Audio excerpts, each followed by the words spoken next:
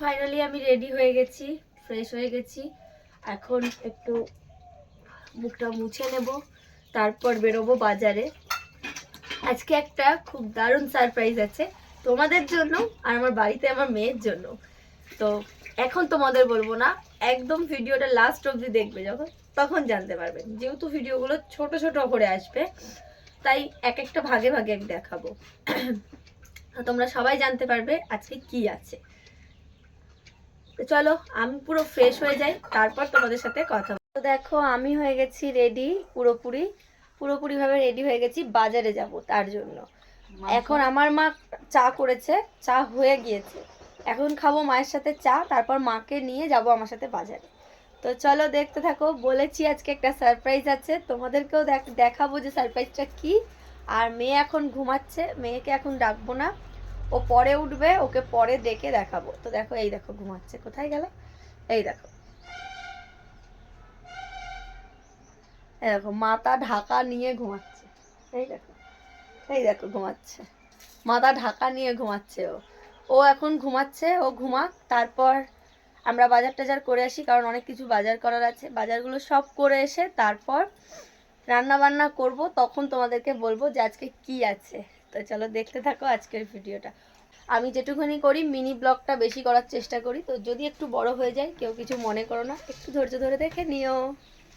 তো দেখো আমরা চলে এসেছি, বাজারে যাওয়ার জন্য বেরিয়ে পড়েছি। আর আমার মামি আছে সঙ্গে, তা মামির সাথে একটু আড্ডা মারছিলাম, কথাটা কেটে দিয়েছি। আসলে ব্যাপারটা হচ্ছে আজকে আমার মেয়ের বার্থডে আছে, তাই জন্যই আমি বাজারে যাচ্ছি। অবশ্য কিছু করার ইচ্ছা ছিল না, কিন্তু আমি মোটামুটি করে কিছু করব। তো চলো দেখতে থাকো। চলে এসেছি বাজারে, দেখো বাজার করতে। এই দেখো, ওই তো না, বেগুনগুলো তোলো। মামা ভালো আছো? এই মামার কাছ থেকে বাজার করব।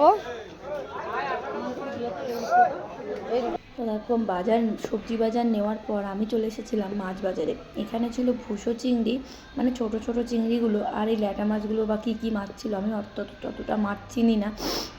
তো যেহেতু আমি মাছ চিনি না, সেই জন্য আমি অত মাছের নাম বলতে পারছি না। ছোটো ছোটো মাছগুলো আমি অনেকেই চিনি না। তো আমি মাছগুলোকে একটু নাড়িয়ে চাড়িয়ে দেখলাম, একটু নড়ছিল বলে আমি একটু ভালো করে হাত দিলাম ওর একটু মুখের সামনে। তো দেখো আমি মাছগুলো কিনে নিয়েছি, এখান থেকে নিয়েছিলাম চিংড়ি মাছ, তারপরে মেয়ের জন্য নিয়েছিলাম গলদা চিংড়ি।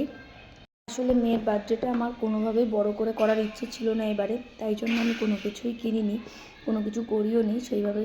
তাই আমরা এমনি নর্মালি বাড়িতে যেরকম রান্নাবান্না করে খাই সেরকমই করেছি, শুধু তার মধ্যে একটুখানি মাছটা 2-3 রকমের করে দিয়েছি, একটু মাংস বেশি করে নিয়ে গেছি, এই জাস্ট এরকমই।